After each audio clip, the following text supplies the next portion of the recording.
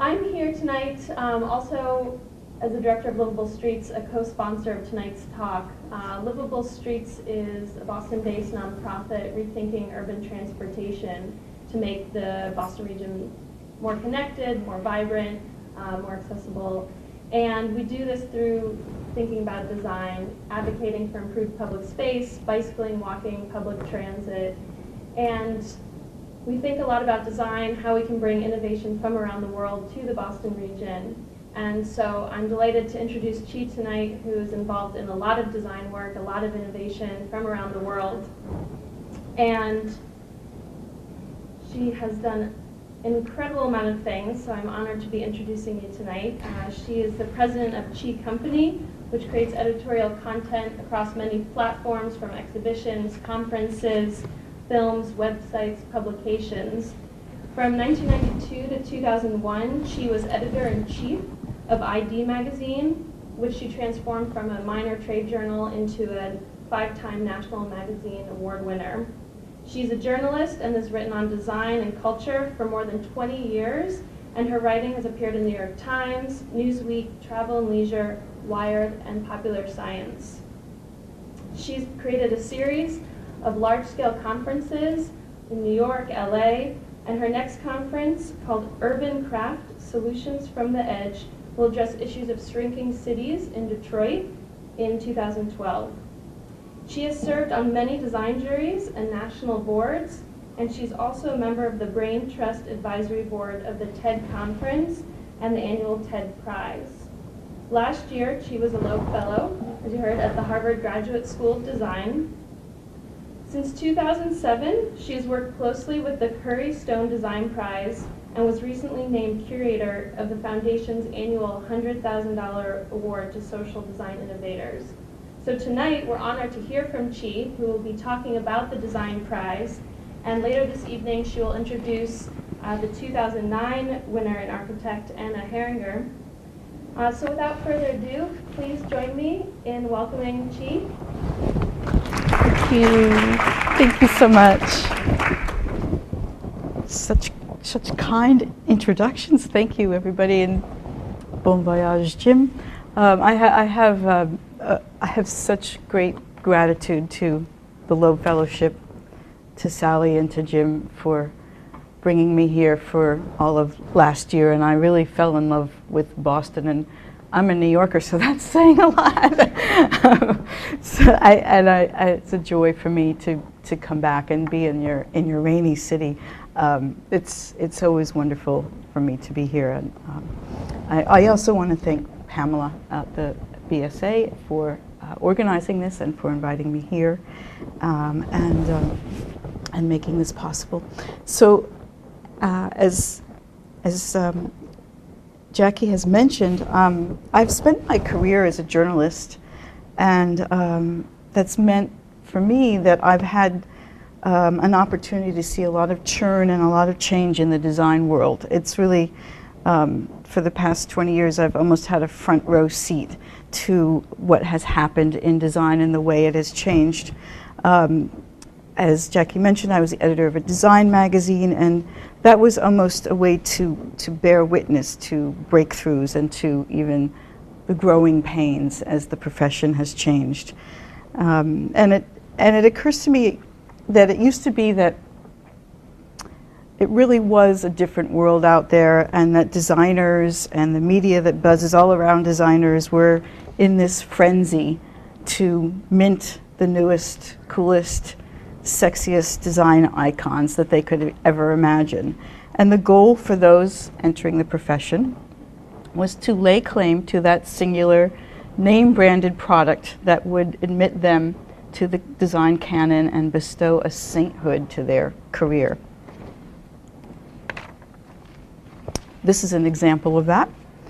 When this little creature skittered onto the market 20 years ago, it was an instant pop hit. It had a personality, it had a larger-than-life household name designer, and it conveyed a kind of a hipness to its owner, who ostentatiously displayed it on their kitchen counter. I actually would even say that Philippe Starck's juicer was the Michael Jackson of product design.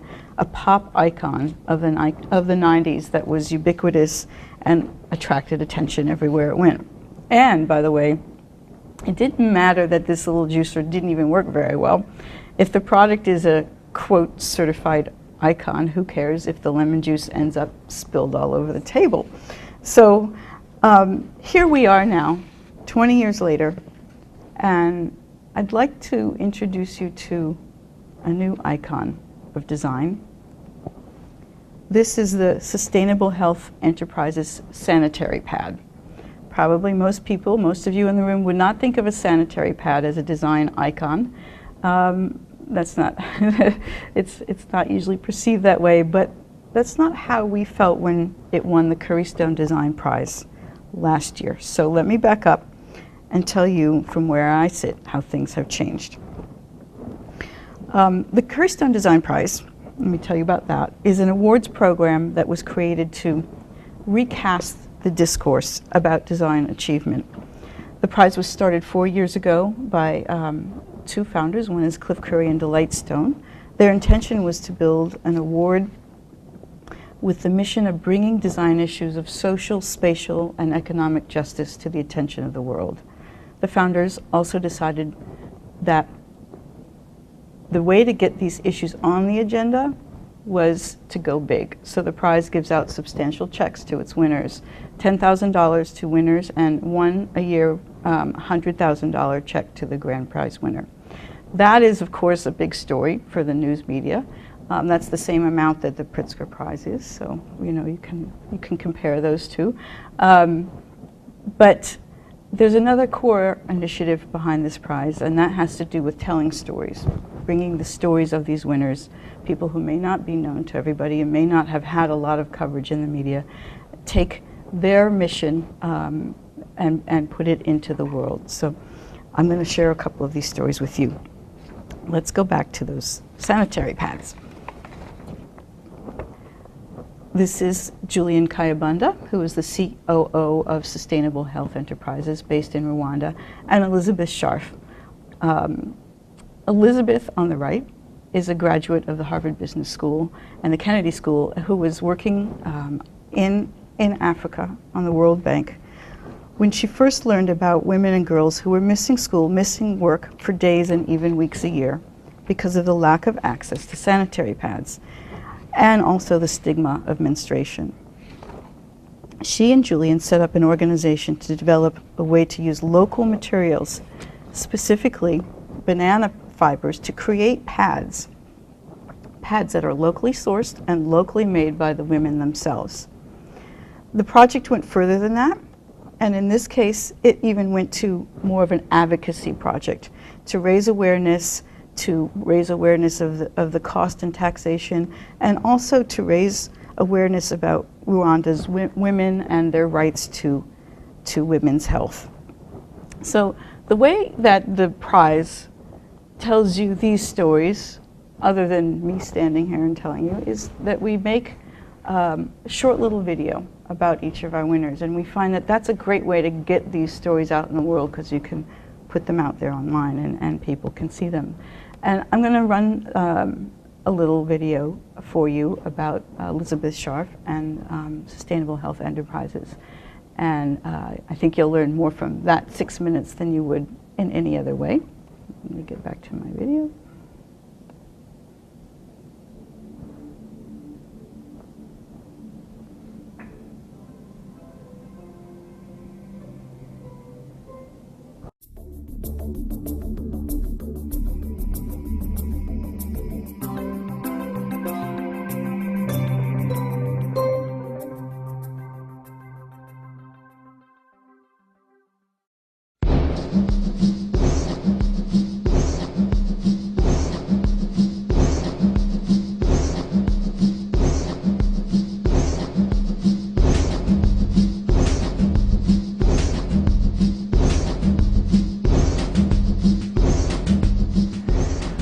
I'd never heard about this issue. And I went and worked in Mozambique with the World Bank, and one day I went out to visit an entrepreneur that we were supporting, and what I found out was that 20% of her workforce was missing 30 days of work per year while they were menstruating.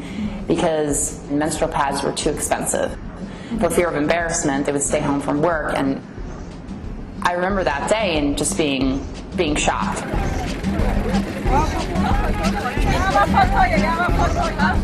That shock went to sort of outrage, and I don't know if you felt the same thing at some point, but you go from shock to outrage to, hey, let's do something about this, and hey, we can.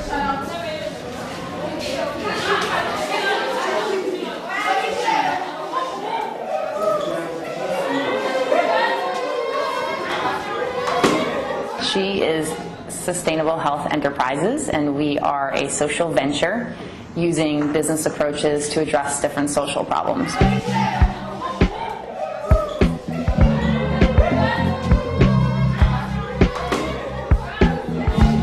Our first initiative is Chee 28, and we are helping jumpstart local businesses to drop the price of pads.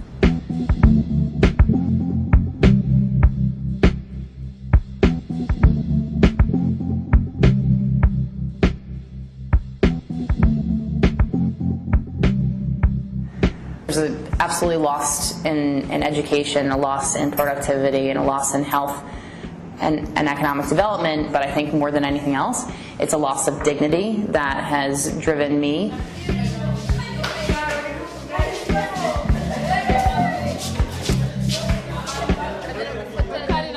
It's a serious cause. It's a cause that everyone should act upon, and they're probably going to spread the word more than ever. What she is about increasing access to health and hygiene education and affordable sanitary pads, plus also advocating and raising awareness about the menstrual issue. The multinational pads are expensive.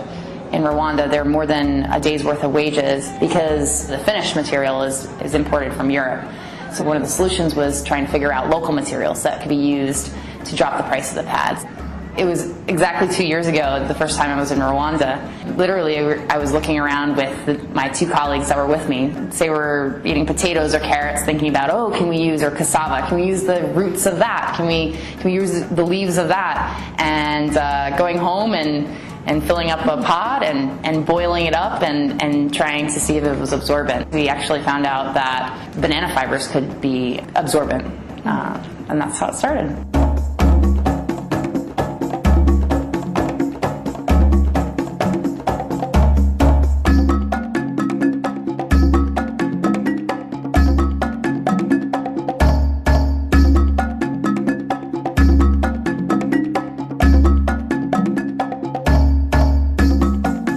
We really want to change and shake up the paradigm of international development from a charity model to a more sustainable enterprise model. And our role is really to spark the education, spark the advocacy, and our bread and butter is going to spark and lead the enterprise development. At first, we've started with distribution enterprises. We've had community health workers sell directly to consumers, dropping the price by 15% and including some income for those community health workers. What we did today, we broke the silence. Parents, it's their role to talk to their children about menstruation, about hygiene. Whatever they advise them, they go and advise their fellow girls at school. So we want to expand to places that need it the most, places where girls would go to school if this obstacle didn't exist, or women would go to work if this obstacle didn't exist, so a place where the return on investment would be the greatest.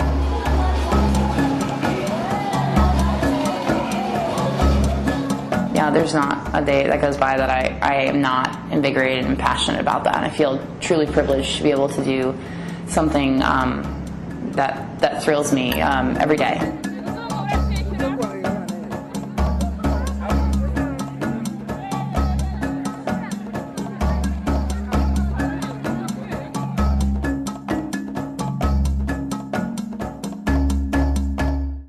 I have heard we've made 11 films now with our 11 current winners to date, and one of the themes that I hear so regularly, and it's always such a common issue, is that the notion of dignity, the notion of loss of dignity, in so many ways is really core to what many of our winners have found essential and what they have tried to bring back to their communities.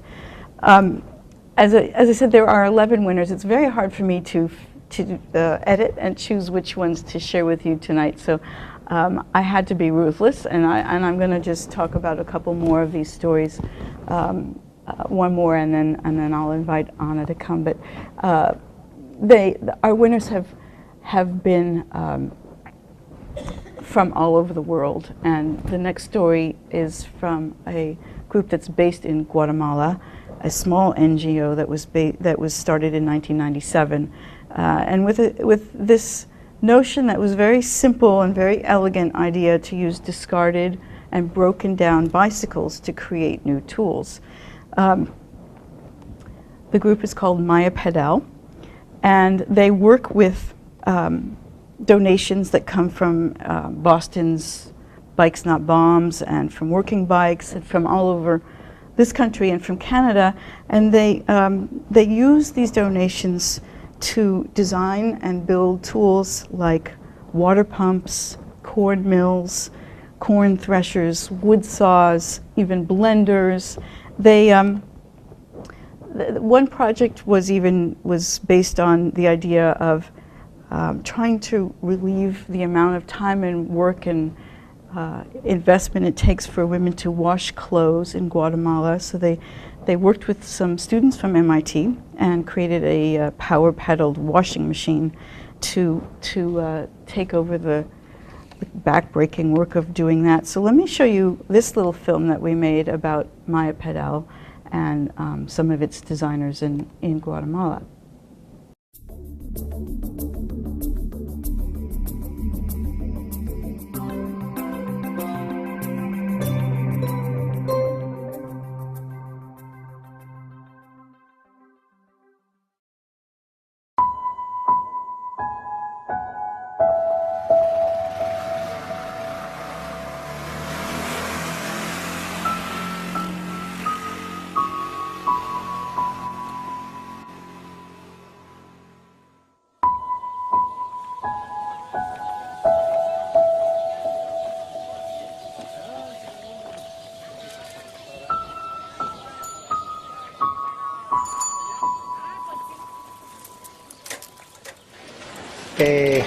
Maya Pedal se fundó, o mejor dicho, se organizó a raíz de la necesidad de nuestros grupos de mujeres y de los campesinos de la región.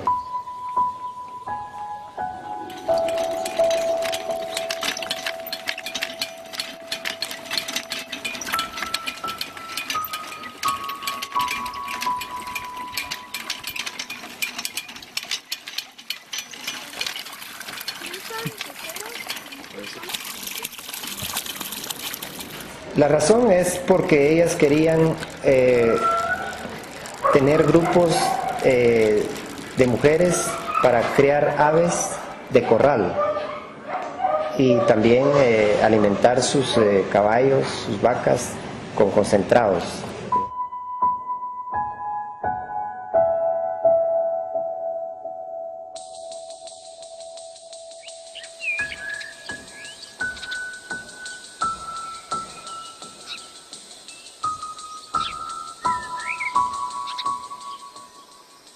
Más paso, pues más ayuda un poco, porque con la mano cuesta un poco. Así con cubeta, pues, antes, pero ahora sí ya más.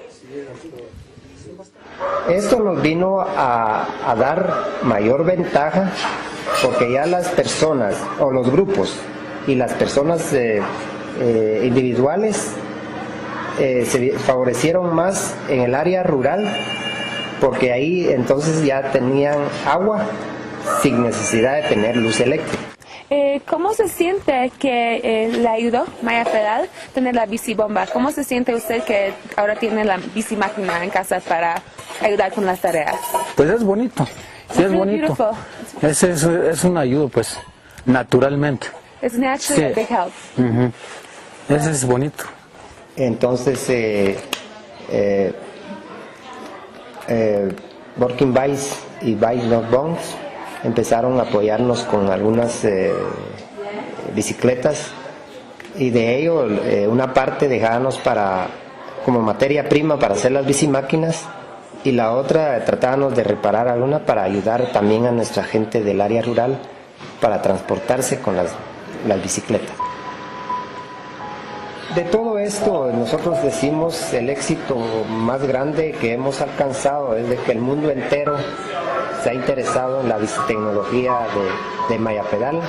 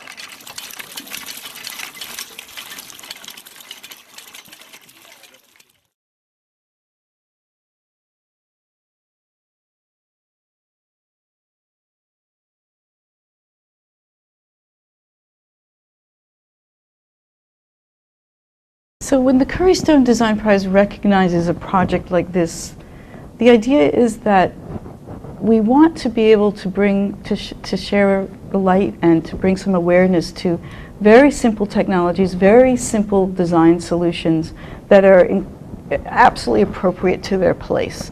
And that this is the kind of design solution that may have much wider ramifications or may have much wider applications in the world, but that if you start somewhere by recognizing these projects, then they can start to kind of grow outwards. And when I got here, I was really delighted because Jackie said to me that she had gone to Mexico and spent time in a workshop working with Maya Pedal, and I said, okay, well, I've got a lot of questions for you, and maybe we'll get a chance to talk with her a little bit after when we have the Q&A. I am very happy now to share with you one of my most favorite stories from the Curry Stone Design Prize. This was with one of our winners from 2 years ago, and the wonderful world of coincidences. She's now actually here on a low fellowship a year after mine, and so Anna Herringer, I'm going to, before she comes up, I'm going to ask her to bear with me while I embarrass her for a minute and show a little video about her, and we'll bring her up here and have a live discussion with one of the winners of the Curry Stone Design Prize. So, Anna, this is for you.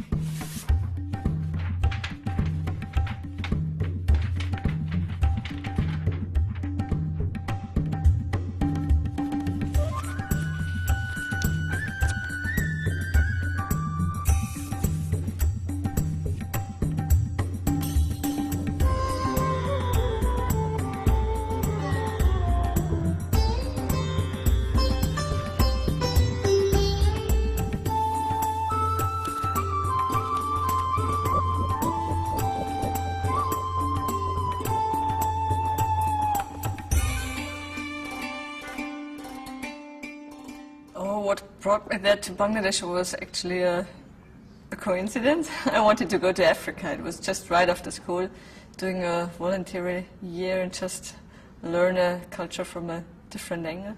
I was kind of in a crisis because I was really passionate about development work. I was passionate about architecture, and somehow I didn't know how to join the two things. And then I had the chance to do a workshop on earthen structures, and I just had this material in my hand. I thought, wow, that's the thing. I really want to work with this fantastic material, and it's everywhere in the world. It's available. And it's mainly human labor that is invested, human energy, not from fossil fuels. It's absolutely environment friendly and has beautiful aesthetics. And I really wanted to work with this material. And then somehow it was very clear that when I work with this material, I would also like to do it in Bangladesh. Earth and bamboo buildings exists a lot in Bangladesh, but the technology is very, very basic. What is my responsibility is to raise the dream of the people again, to build with their own materials and to be proud of what they reach with their own means and not with imported technologies and materials. The whole project was designed as having the school as a kind of representative public building where we can really prove that these materials can also do big structures. The name of the project is Methi Handmade School. Handmade because it's mainly built of human labor, and well, we had also 4 buffaloes. It's about 200 kids that are going to school there. It was good to make it very transparent, to see what materials are in the wall. It's nothing but earth and straw and water added and nothing else. And it was good that the people could touch the wall and see what's in it. I think it's very easy to make some mouse clicks and make a 20-story buildings, but once you never build a wall, you don't know how much energy is really in a wall. And I think then you have less feeling, less responsibility how to deal with energy. And I think once you really build it, you have a relationship towards energy.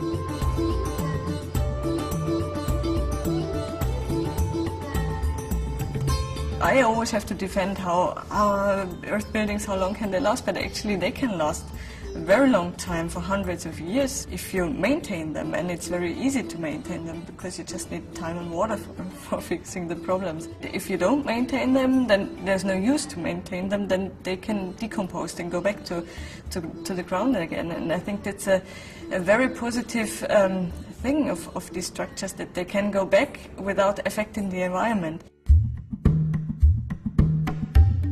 This is the training center. It's called Deshi. It means local. It includes the classrooms, the offices, and also the residences of the teacher. For the training center, I had only the layout of the floor plan, and 1 elevation, no cross-cut section. 3 elevations were missing, so it was more like sculpturing than architecture. When the people go up there from the village and see that space, they really get sparkling eyes and see, well, this is a totally new space for them, a totally new atmosphere they have never seen, and this is something they're touched.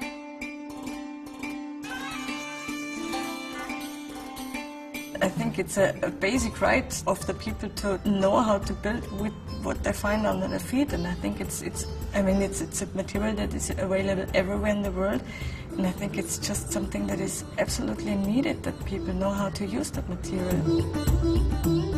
This is the basis of development. If you're proud of something, if you're confident of something, then you have the energy to go on in development. And this is what I'm focusing now, that I'm really trying to encourage the people to do the best out of their existing potentials and to be proud of it.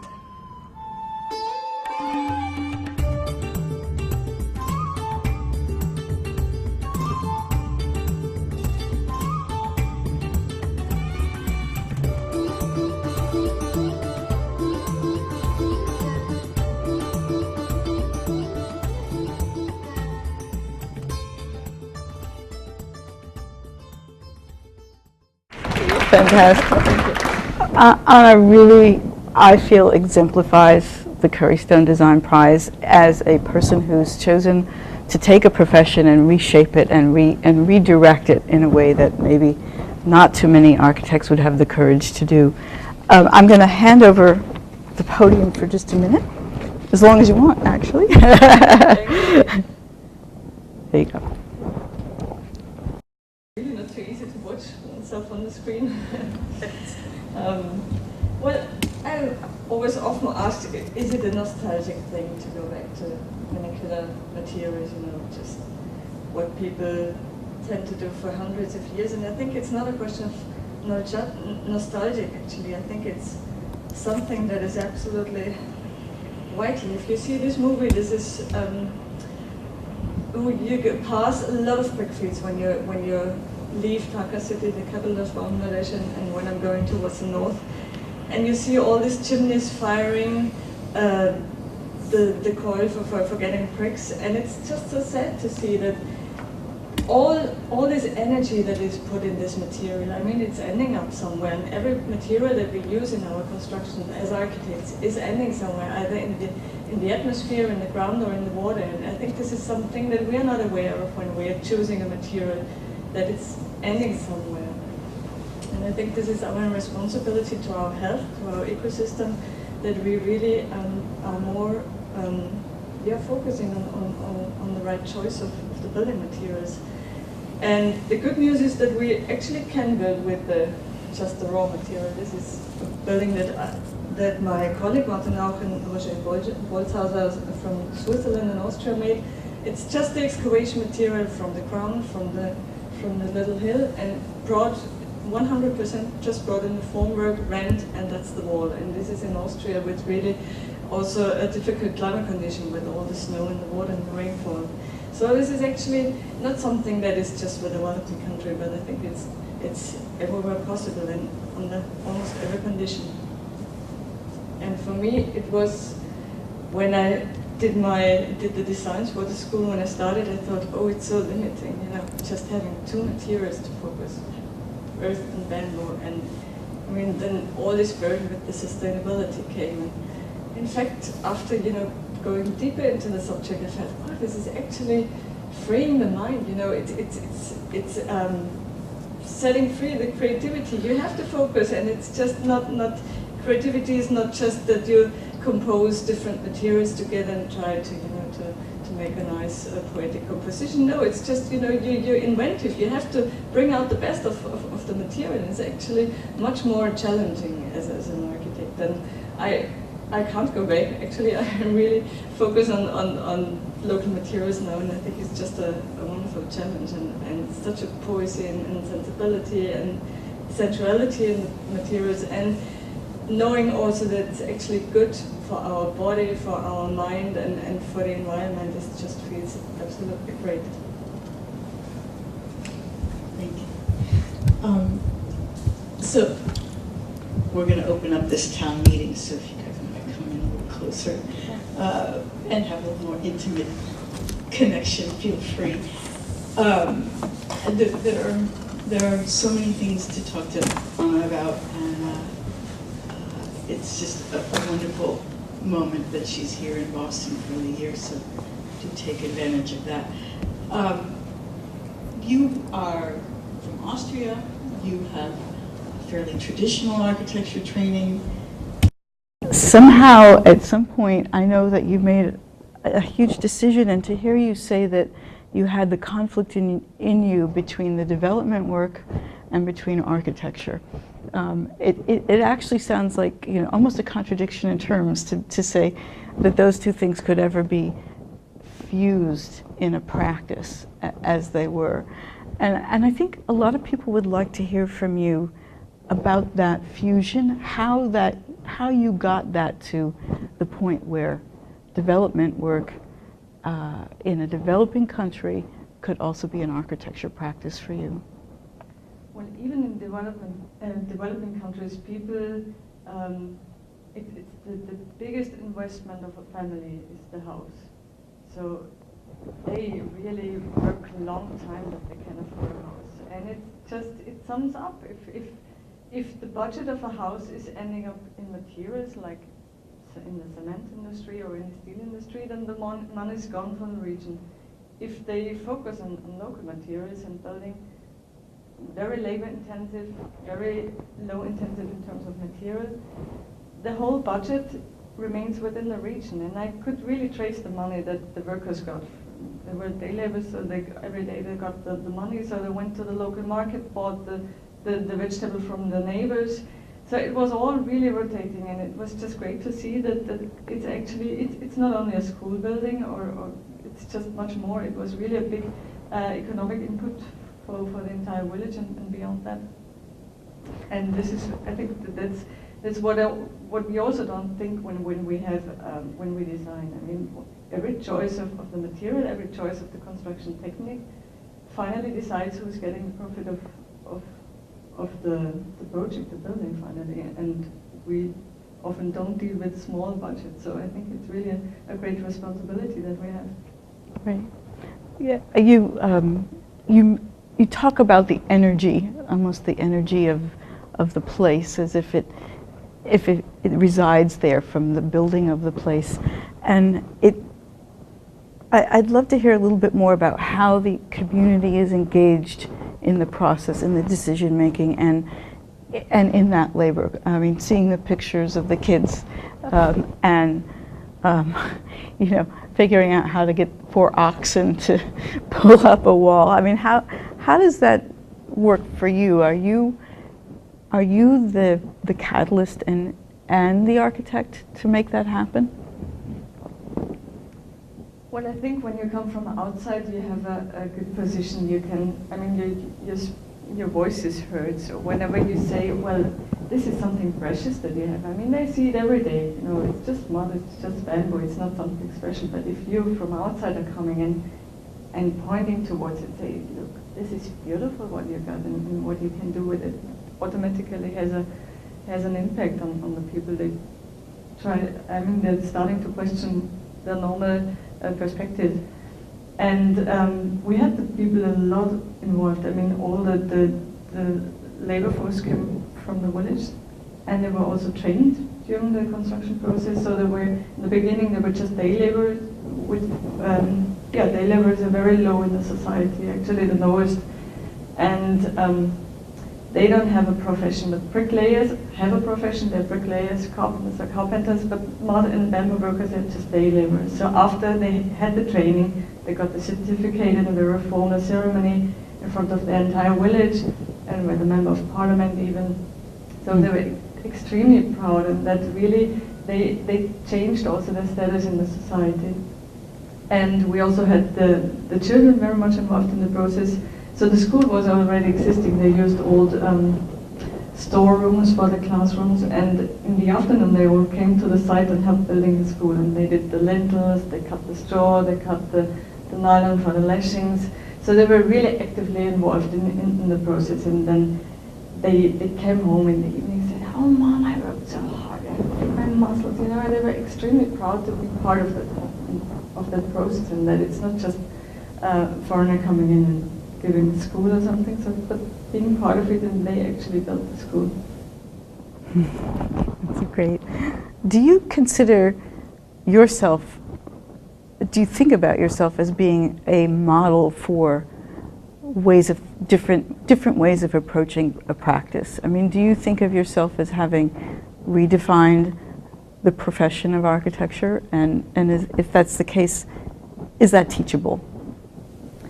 Well, I'm getting a lot of emails from young architects that are really desperate they want to do something similar. They want to do meaningful architecture, and it's not enough to make beautiful and functional architecture anymore at the present time. So I think I would say our generation and also those who are now studying, they have an urge to do something meaningful. And so I think that it's kind of, I'm just part of this new stream, I think. Yeah, it makes me wonder if Philippe Stark's going to be out of a job pretty soon. So I definitely think at the time of the star architects, so it's just not enough to make beautiful and functional architecture anymore. So I think we're going to be judged what positive impact a building has on the society, on the environment. And it's just, you know, I mean, buildings, I think this is what finally remains. Even if the buildings are getting down to the ground, I know that a lot of families got positive impact from that school, because they worked there and they got some techniques taught, and I think that's the things that are lasting finally. It's all about human beings and not about proportions and architecture and style. Well, let's open this up a little bit and see what some of the questions or comments are from this group. Anyone have a question about the Curry Stone Design Prize or a question for Anna? Yes. What is the next project? Next project is Based on this success. It is in Marrakesh. It's close to Marrakesh in the suburban context. It's a construction center it's a training center for sustainable construction. This is going to be the next one, and hopefully also something in Europe or in the United States. I would love to see a rammed earth skyscraper in Manhattan one day, really. I mean, it's just imagine if the ground is coming up, you know, and vertically, and it's just you have something, a material within the city that you actually want to touch, that you feel really physically attracted and not just, I mean, who wants to touch these walls? I don't want to touch these walls, you know, and also not glass and steel, but it's something with the earth, you feel really physically attracted, and it's just something, I think this is also missing in our cities, you know, something you want to lean on and you want to touch, and I think it would be really great to have something in an urban context. I mean, this picture I think shows it beautifully. This is a place where people can actually be within this almost, dare I say, womb-like environment, that they are that they're comforted by it, that they're held by it, that they are there to touch it, and that it's made by hand, and that is the relationship that you have to it when you're in it. Right. I think that the human scale, this is what I'm missing sometimes. Also the craftsmanship. I mean, it's also fast built, and it's. I think we're lacking a kind of a sensitiveness and also atmosphere when we just build fast and industrialized, and we don't have this craftsmanship involved anymore. And I think this is something that adds a lot of quality to a building. Yeah, it's interesting that you use the word craft, which it has almost become a negative or pejorative word to talk about craft. And craft, people have kind of an immediate response to it, which is, well, it's something made by hand, and it's something that you do, like if you're knitting or you're, you know, macrame or something like that. But the sense of craft, of making, is exactly where we are. It's exactly where we live, and that I've noticed a bit of a resurgence towards the notion of something was made. It didn't just fall out of the bottom of a company. It was made by people. Any other questions? On that theme, I was wondering, particularly in the Bangladesh case, what building techniques you learned from them and which ones you introduced. And I was particularly curious about the bamboo poles and the way they support the roof. And was that your own invention, or was that based on a traditional design? I picked up pieces from all different parts of Bangladesh, and the technique that we used is traditional technique. It's copper. It's not used in Bangladesh, and they have a very sandy soil, and the straws act as a kind of a reinforcement in the walls to make them stronger.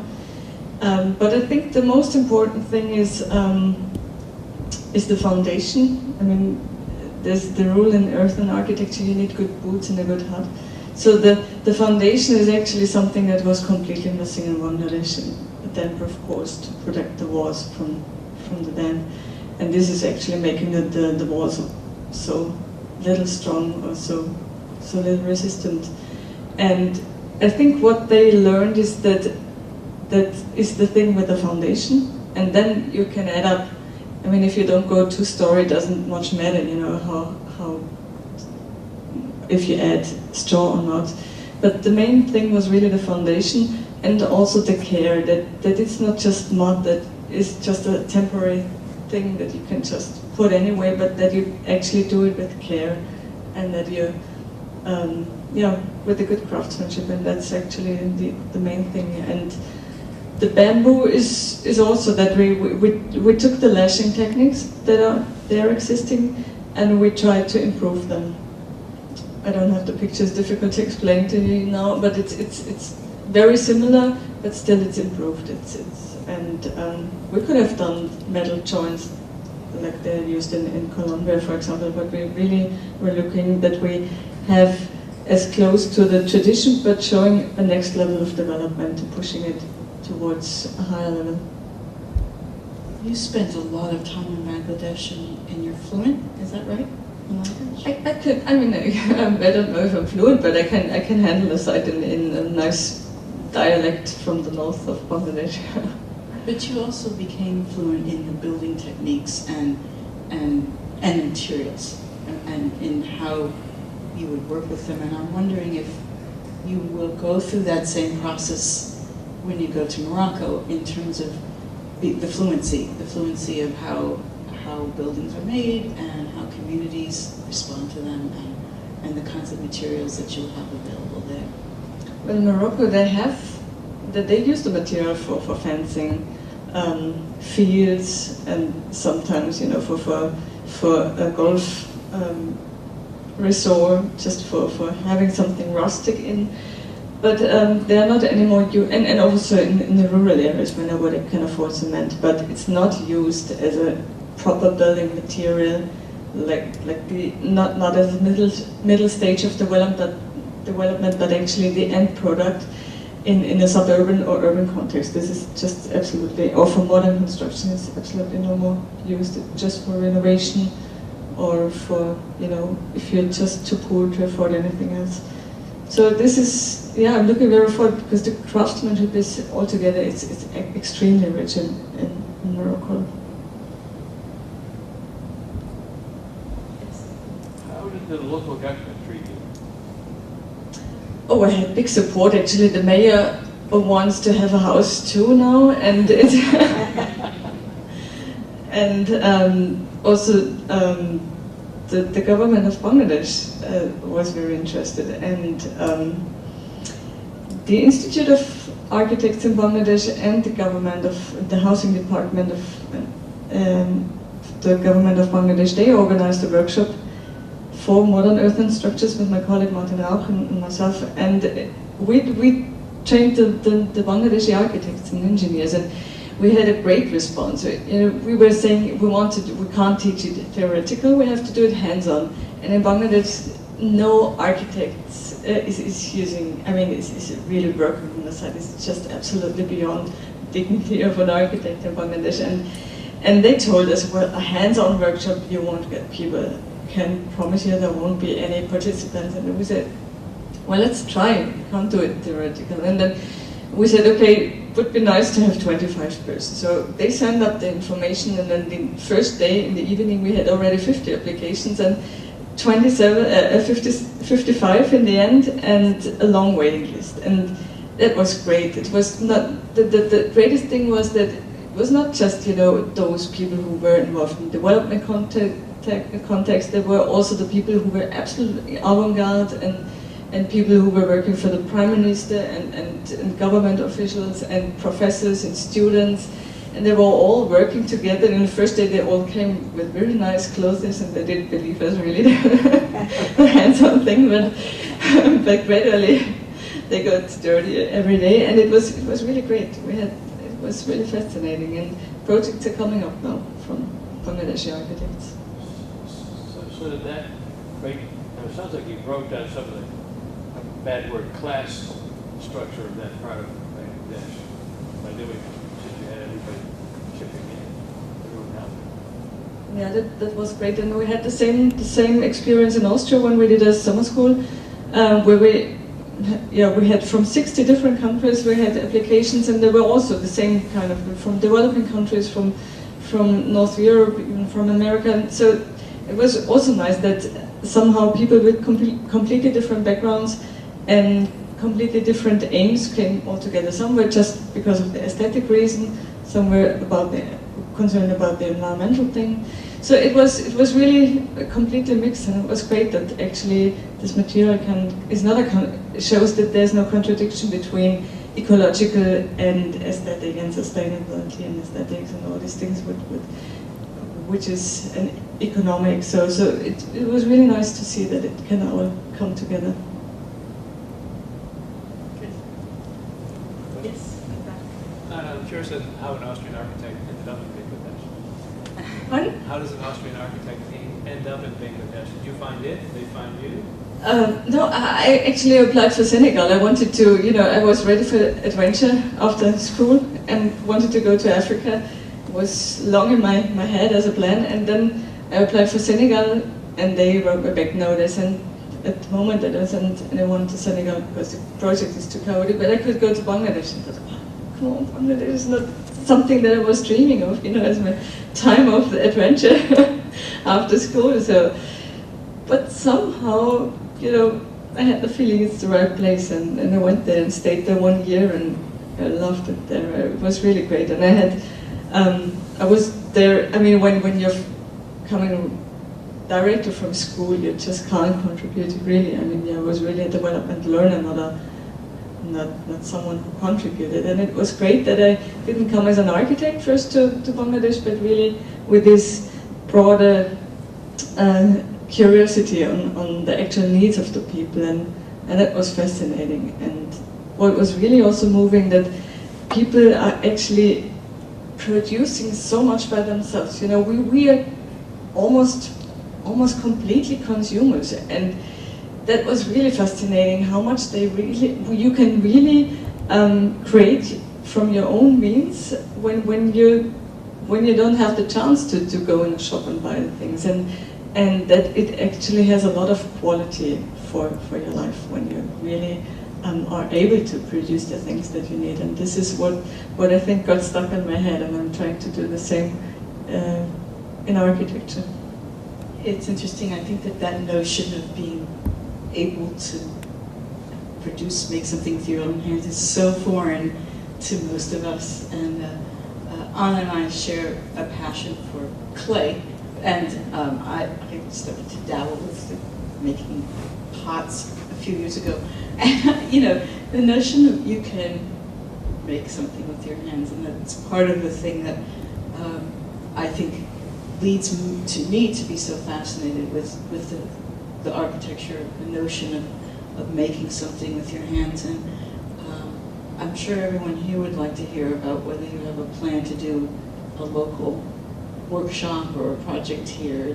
Yes, we plan to have a workshop linked with the Festival Arts First. So from GSD and MIT also said they will send a delegation. So, but maybe we can also make it public, and we will most probably make it at the Carpenter Center, because also Corbusier did once a small publication on earth and structures. He meant it for poor communities who couldn't afford concrete, but actually I think now the time has changed, and it's not just about money and poor communities, but I think it's a vital issue to build in a sustainable way. So I'm sure it would be nice to have the hands in mud again. So it's very exciting to be in Boston and see a presentation about Maya Patel, because I learned how to make bike machine. I want Jackie. Now we're going to put her on the spot.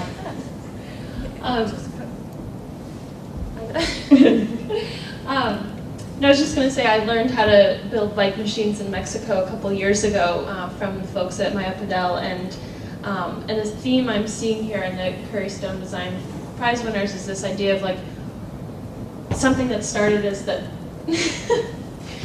Come on up here. I wasn't expecting this. Something that people can't. It started as something that people can't afford or don't have access to. So this innovation is happening in places like Bangladesh, in Guatemala, and what I see is how many opportunities there are to bring these designs to Boston, and it doesn't have to be about talking about it here and just applying it there. And so I was actually had a question for Chee about how the Curry Stone Design Prize might turn into something that can actually introduce these ideas to places like Boston, so that the same innovation is happening, whether it's a bicycle-powered, gym, so when people are working out, the power from them working out is powering the building, and it's creating an energy, efficiency. And so I was curious about your thoughts and among your colleagues about how you might be able to not say, oh, this is a good solution for something that's happening there, but think about how to apply it elsewhere. But I think you said it the best. That's exactly what the mission is it's nice for people to win a prize and to get some money, but much more importantly is to be able to spread the information and spread the story and let the ideas take hold in ways that are appropriate and have a real indigenous meaning to other places. Maya Pedal, I just think the notion of bicycle power anything, first of all, for my money, the bicycle is the most ingenious design ever made, ever created. So the notion that in Guatemala, these very simple mechanisms are being made to solve so many problems. And then, yeah, exactly, why wouldn't that be something that we have all kinds of applications for? And the irony is particularly, as you mentioned, going in the gym. It's like we're turning on a power machine in order to run these motors down. So if the Curry Stone Prize can do anything, part of my mission is that these videos need to be made and that they need to get out there, and we're trying to do that. We are a young organization. It's only 4 years now, and actually, that, if you don't mind, I'm going to segue that the 4th year winners are about to be announced, and we're going to do it here in Boston. We're going to do it at the GSD on November 7th, and we're being hosted by the Loeb Fellowship, which is wonderful, to announce the next set of winners, and I invite all of you on November 7th, which is Monday night, at 6:30 to come to the GSD, and you'll see that the actual winners, all 3, will actually be there for the next year. But more than anything, it's how do we get the information out there, particularly in schools, because I think that's where people can start to respond and come up with their own versions of these ideas. I would love to hear from you about when you were at the workshop with Maya Pedal. How did that innovation process work? Was it a new design, a new problem that was being solved with each project? How did you do that? So I was in Mexico working, and actually it came about because it was a group of Americans, and they said, we want to learn from you, but we also have things to teach you, and we learned how to make a bicycle-powered blender similar to the one you saw, and we did it over the course of the day. We took an old frame and did everything, and by the afternoon we were making smoothies. And so that was really an innovation for Mexico, because if anyone's been there, you walk down the street and there's all these generators set up, and you can buy smoothies, you can buy 3 smoothies every single block. And so this was really an innovation for them, that they didn't have to set up these generators. With two spins around the wheel, you would instantly have a blended thing. It takes 0 energy and takes a split second to make.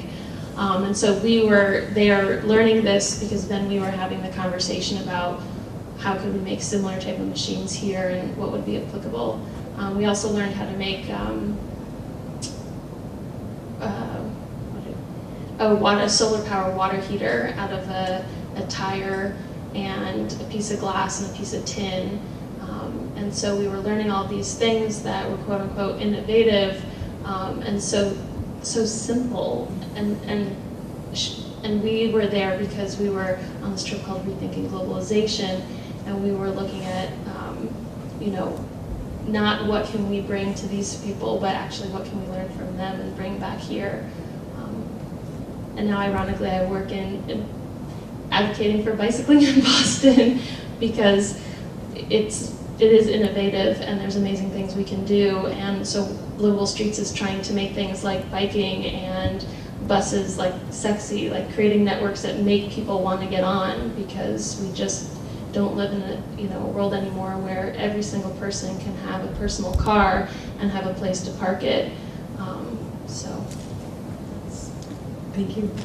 Thank you very much. One more question? Maybe we better wrap this up so we can get out in the rain on our bikes. You've been such a fantastic audience, and thank you for coming out this evening. And, do you have any closing thoughts? I do have just a quick announcement, but first thank you to Anna and for Chee for coming out tonight. Thank you to the Boston Society of Architects for hosting this event. I just want to echo the lecture series is great. The next one is actually going to be here on November 2nd with the president of the Boston Society of Architects. And also wanted to invite you all to a screening on November 4th at the Boston Society of Architects. Livable Streets and Architecture Boston are co-sponsoring, called Urbanized, at the Museum of Fine Arts. So with that, that's all I had. But thank you, and have a good night.